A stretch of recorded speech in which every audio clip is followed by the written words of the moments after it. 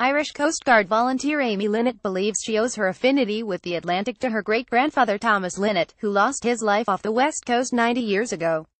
Tom Lynott, a 50-year-old father of two, set out with a small fleet from North Mayo's Lacan Pier near Killala to fish for herring in October 1927.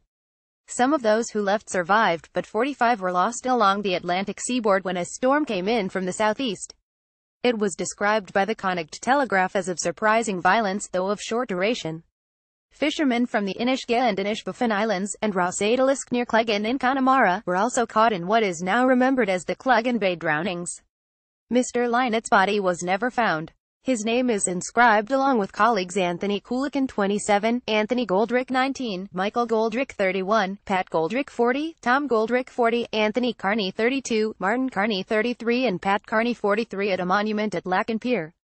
The impact of October 28, 1927, the loss of diver Michael Heffernan during a North Mayo cave rescue 20 years ago, and the death of 5 Irish Coast Guard personnel within the past year were recalled in prayers and commemorative events in Connemara and North Mayo over the weekend.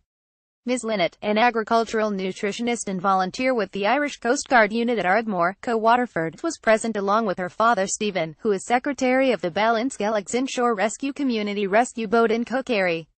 "It is very moving for us both to be here," she said, noting how few of the resources for search and rescue, or advances in weather forecasting, were in place when the Connemara and Mayo fishermen drowned.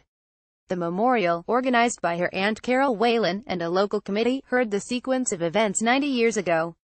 Candles were placed in memory of the fishermen, while the Taoiseach's aide-de-camp Com DT Caroline Burke laid a wreath.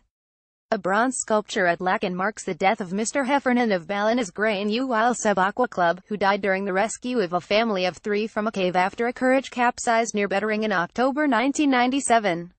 His close friend CLLR Michael Loftus, chairman of the diving club, recalled how Mr. Heffernan had left his wife Anna-Marie, then pregnant with their second child, on the night of October 25, 1997, and how he and his clubmate, Josie Barrett, did what was asked of them on one of the longest such rescues in living memory, lasting over 17 hours. Mr. Loftus also paid tribute to the many others involved, who have since received bravery awards, including then Garda Superintendent Tony McNamara, Garda divers Kieran Doyle, Dave Mulzel, Sean O'Connell, Kieran Flynn and Joe Finnegan, Irish Coast Guard officers Sean McHale and Martin Kavanagh, fishermen Pat and Martin O'Donnell, and Irish Coast Guard pilot and crew Dave Courtney, John Manning and colleagues. Garda Doyle, now a sergeant attached to the Garda College in Templemore, was awarded a Scott Medal for his harrowing swim that night. He held the rope for almost 1 kilometer, in pitch darkened with a heavy swell, to allow those still inside the cave to be rescued. The O'Donnell brothers from Porterlin were standing by in 2 fishing boats, and Pat O'Donnell of the Blyth Band, with his 12-year-old son Jonathan, spotted and recovered an exhausted Doyle and took the line in tow.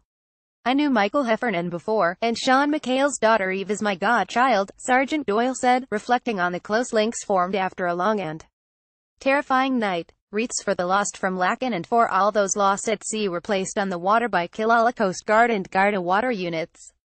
Even as the Irish Coast Guard Rescue 118 helicopter was en route from Sligo to fly over and salute, a lost generation of fishermen were also being remembered in Inishbofin and in Clodagh, Connemara.